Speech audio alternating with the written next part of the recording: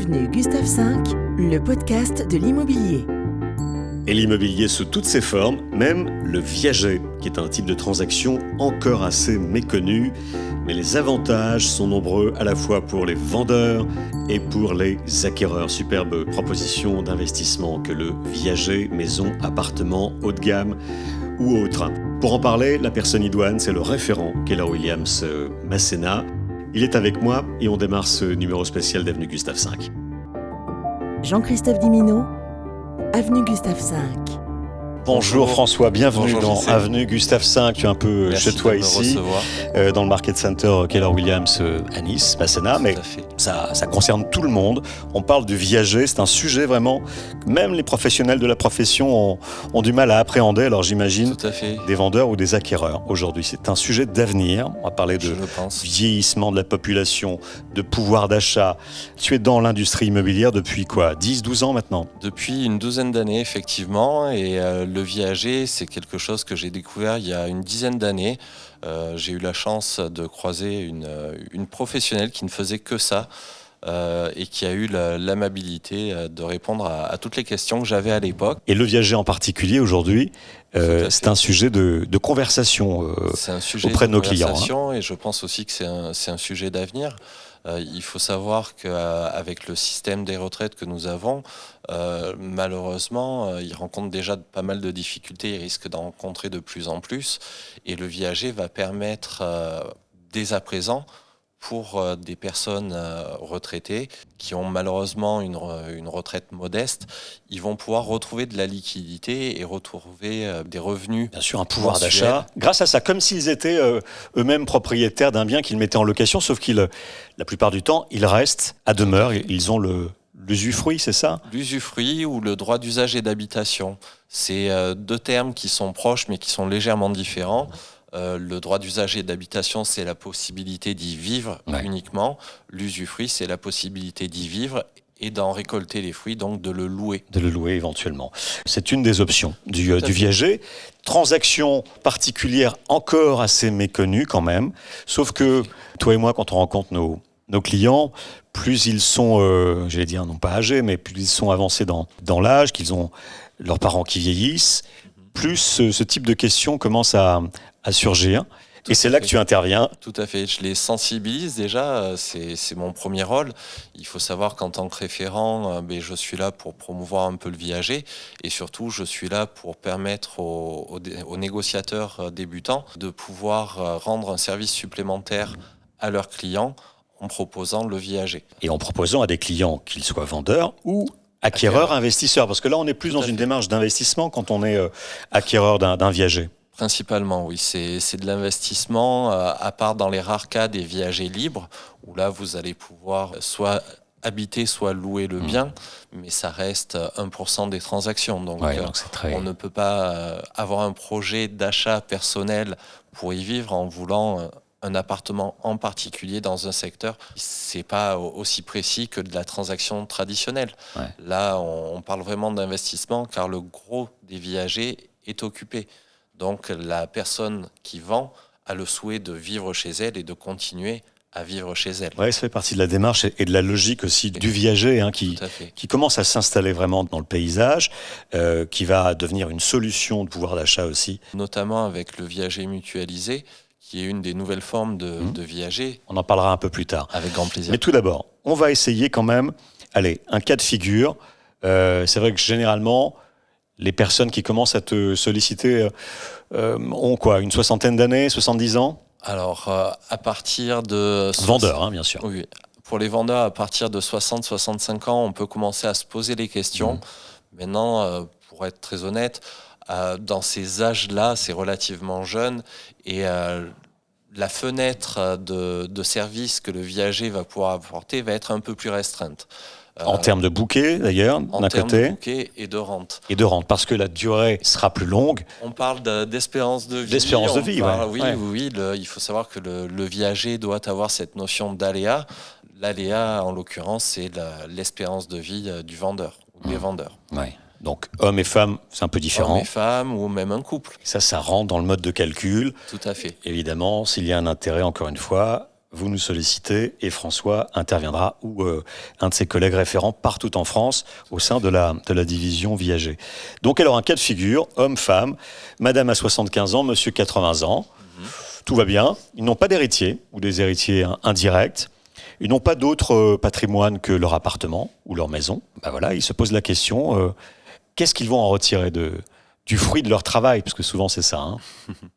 Alors, c'est là où justement mon intervention est essentielle, parce que entre ce qu'ils peuvent en tirer et ce qu'ils veulent, il y a cette différence. Exactement comme dans la transaction traditionnelle. Et c'est là où... Sauf que c'est quand même encore plus opaque. Je veux dire, aujourd'hui, une transaction, n'importe qui fait des estimations en ligne, tu vois de quoi je parle. Le viager, on navigue un peu à vue. Je sais, malheureusement, ça reste relativement complexe. Alors, non pas que ce soit si difficile que ça, il faut juste aimer les maths et être un peu autiste. Ça me va bien. Ça te va, ouais, les maths et le côté autiste. Ah ouais. Mais blague mise à part, ça peut paraître obscur, mais c'est pas si compliqué que ça. Maintenant, il faut vraiment connaître le besoin de la personne, et c'est là où notre rôle de conseiller, surtout au sein de Keller Williams, où on a toujours accentué sur la qualité du service. Service client. Exactement, est importante, parce que suivant le besoin qu'on va détecter ensemble avec les clients, mais je vais faire mes calculs. Il n'y a pas une formule, tu l'as bien compris. Déjà, il faut calculer ce fameux droit d'usage et d'habitation ou usufruit. Il faut arriver déjà à faire valider l'estimation première, combien vaut l'appartement. C'est ça, la valeur vénale de l'appartement s'il devait être vendu sur le marché. Vendu sur le marché. D'accord, classique, traditionnel. À partir de là, on fait les différents calculs pour connaître la part que les vendeurs vont garder. Le bouquet. Le bouquet, tout à fait. En fait, c'est la valeur économique. On parle de valeur économique, c'est la valeur du bien moins la valeur de l'usage de ce bien. D'accord. Donc cette valeur économique, on va la dispatcher entre rente et bouquet. Une fois qu'on a un bouquet, et c'est là où le besoin de la personne, le besoin du client est important, parce que suivant son profil, je vais l'orienter d'une façon ou d'une autre d'un point de vue commercialisation. Et c'est là où tout l'aspect commercial de notre métier refait face. Ouais. Parce que il faut aller chercher les acquéreurs. Exactement. Ça reste un marché, un micro-marché, un marché de niche. Ça représente à l'heure actuelle 3%, à peu près entre 3 et 5% des transactions au national. Donc c'est relativement petit. Oui, donc on est avec ce couple, Madame 75, Monsieur 80. On détermine le bouquet. Ils sont d'accord pour mettre en vente avec une rente de, on va dire... Un bouquet de 100 000 et une rente de 500 euros. Voilà. Et c'est 500 euros pour les deux têtes ou pour chacun ?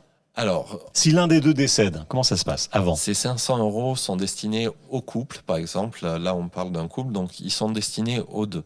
Il y a ce qu'on appelle la réversibilité de la rente. D'accord. Qui veut dire que si un des conjoints est amené à disparaître, sa partie est reversée à l'autre naturellement. D'accord. Comme la reversion d'une pension, d'une retraite de fonctionnaire, par exemple. Exactement. Ok. Avec la partie administrative en moins. Ouais. Donc, on a cette assurance garantie donc de ne plus avoir de charges, hormis les charges locatives, j'allais dire, courantes d'habitation, mais plus de foncier. Le foncier, ça permet, et d'ailleurs ça a permis à certains de nos clients de sortir leur résidence principale de l'IFI. Ça a permis, notamment avec le viager mutualisé, à des gens de préparer leur succession et donc de prévoir l'avenir. Ah oui, parce que oui, c'est intéressant ce que tu dis, c'est que on a tendance à penser que effectivement pour des raisons de pouvoir d'achat, et ça peut se comprendre, ça ne va concerner ces demandes de viager que des personnes qui n'ont qu'un patrimoine immobilier, j'allais dire, toujours honorable évidemment, mais qui va se résumer à un appartement ou une maison. Mais pas du tout. Pas du tout. Justement, ça peut rentrer dans une stratégie plus globale de vendeurs qui ont un patrimoine important. En France, 90% des successions vendent les biens qu'ils ont reçus en héritage. Soit parce qu'il y a une histoire d'indivision, soit parce qu'il y a un manque d'intérêt pour le bien ou la région d'origine. Ça a été le cas pour ma famille. Et c'est vrai que le viager va permettre tout simplement d'anticiper les donations. C'est quelque chose que je n'avais pas encore à la disparition de mon père comme connaissance. Sinon, on aurait peut-être fait les choses différemment. Mais il y a vraiment cette notion de pouvoir planifier les choses.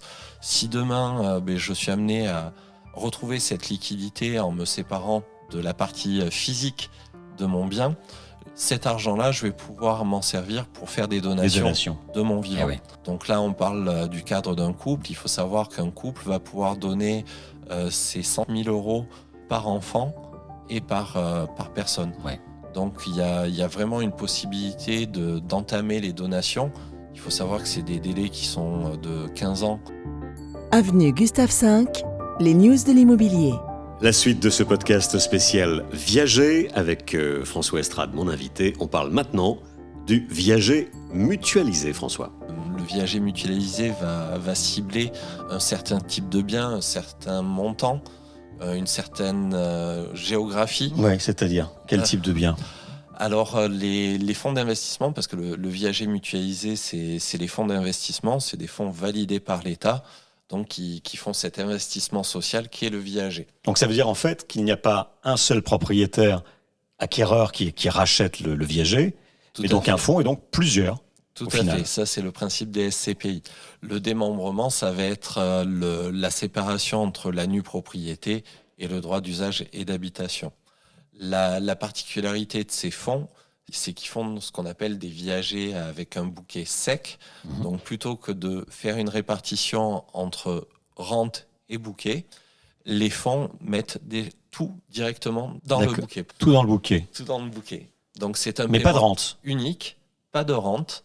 Mais La personne peut toujours après, y habiter, etc. elle va pouvoir y habiter. Si jamais elle décide dans 2, 3, 4, 5, 10 ans de rendre sa maison, les fonds vont racheter ce droit d'usage et d'habitation. D'accord. C'est déjà prédéfini lors des contrats. Ouais, c'est une autre solution. Hein. Oui, c'est une autre solution. Et là, pour le coup, on avait eu des clients à Menton qui avaient utilisé cette solution pour pouvoir payer les frais de donation à leurs enfants. Cette maison était certes leur maison, mais ce n'était qu'une partie de leur patrimoine. Et ça leur a permis vraiment d'enclencher la succession. Non, c'est super intéressant, comme tu le disais en préambule. Et toi, tu avais la curiosité, quand tu étais encore tout jeune dans ce métier-là, de t'y intéresser. Quand on commence à ouvrir le dossier du viager, on se dit que on passe potentiellement à côté de plein d'affaires. Pour nos clients, vendeurs, et pour des clients acquéreurs. Alors, on arrive aux acquéreurs. Est-ce qu'on fait des crédits pour un bouquet et pour des rentes ou pas? Très rarement. Très rarement. Donc, il faut avoir les fonds. Il faut avoir des fonds. Comme je te disais, le viager reste un marché de niche. Donc, c'est un marché qui va s'adresser principalement, et je dis bien principalement, mais pas uniquement, à ce qu'on appelle les CSP+. Ouais. Mais pas forcément. J'ai le cas d'une dame qui a des revenus modestes. C'est une dame qui était ancienne militaire, qui a eu un accident de la vie, qui aujourd'hui n'a plus les possibilités de ce qu'elle voulait investir. Et le viager a été pour elle une solution pour pouvoir investir, parce que les banques, suite à son accident, ne la suivaient plus sur un crédit. D'accord, donc elle avait de l'argent de côté qu'elle a pu mettre dans le bouquet, et elle avait quand même les revenus suffisants pour payer une rente mensuelle.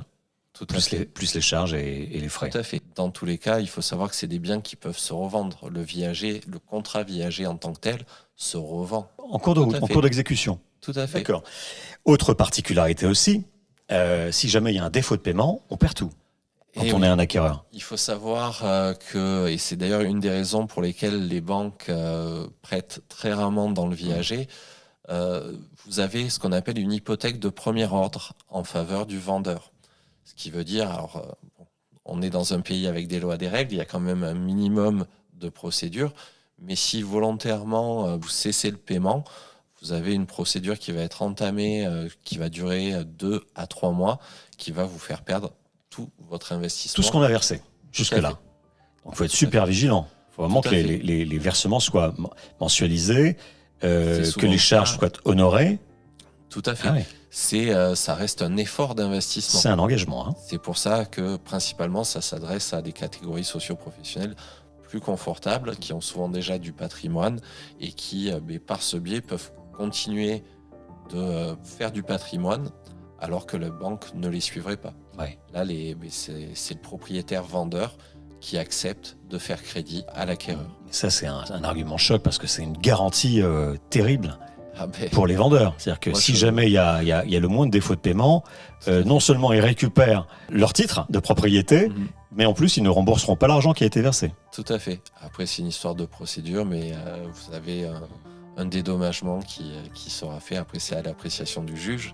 Bon, ça doit arriver Mais très rarement quand même. Hein. J'en ai pas vu, en tout cas. Il faut le savoir.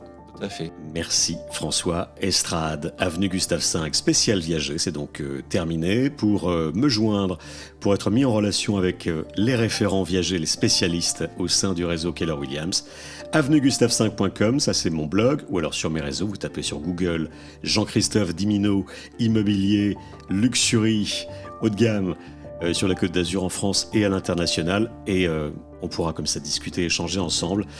N'hésitez pas à noter ce podcast sur votre plateforme de streaming, des étoiles, ça fait toujours du bien. Et je vous dis à très bientôt, on reste en contact. Avenue Gustave V.